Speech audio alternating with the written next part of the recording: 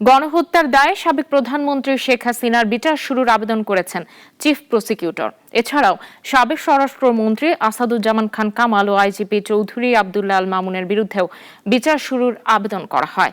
এদিনে শেখ হাসিনার পক্ষে রাষ্ট্র নিযুক্ত আইনজীবী দাবি করেন, শেখ হাসিনার বিরুদ্ধে আনা অভিযোগ সঠিক নয়। অলিউল রনির রিপোর্ট।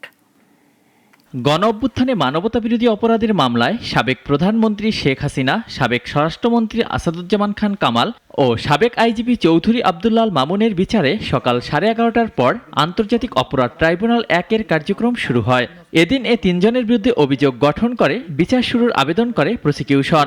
তাদের বিরুদ্ধে চার্জ ফ্রেম করে তাদের বিচারের মুখোমুখি করার জন্য বিচারপতি গোলাম মর্তুজা মজুমদারের নেতৃত্বাধীন 3 সদস্যের আন্তর্জাতিক অপরাধ ট্রাইব্যুনাল 1-এর শুনানিতে তাজুল ইসলাম বলেন, আন্দোলন দমনে সারা দেশে 3,05,311 রাউন্ড গুলি ছোড়ে আইনশৃঙ্খলা বাহিনী।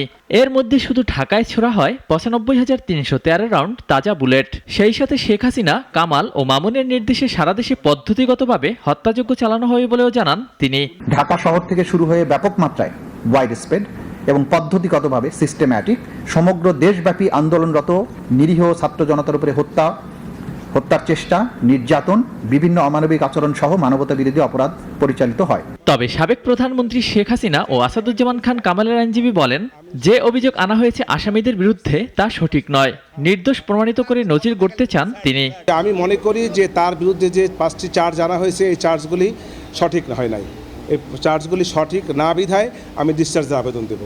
আমার চেষ্টা থাকবে, আপ্রাণ চেষ্টা থাকবে তার পক্ষে তাকে এই মামলা থেকে খালাস করার জন্য সর্বোচ্চ চেষ্টা আমার তরফে থাকবে। এদিকে এদিনও কাঠগড়ায় নিঃসুপ ছিলেন সাবেক আইজিপি চৌধুরী আব্দুল্লাহ আল মামুন। মামলার এ পর্যায়ে শুনানি না করার কথা জানান তার আইনজীবী। আগামী সোমবার এ মামলার শুনানির দিন ধার্য করে ট্রাইব্যুনাল। অলিউল রনি, নাগরিক, ঢাকা।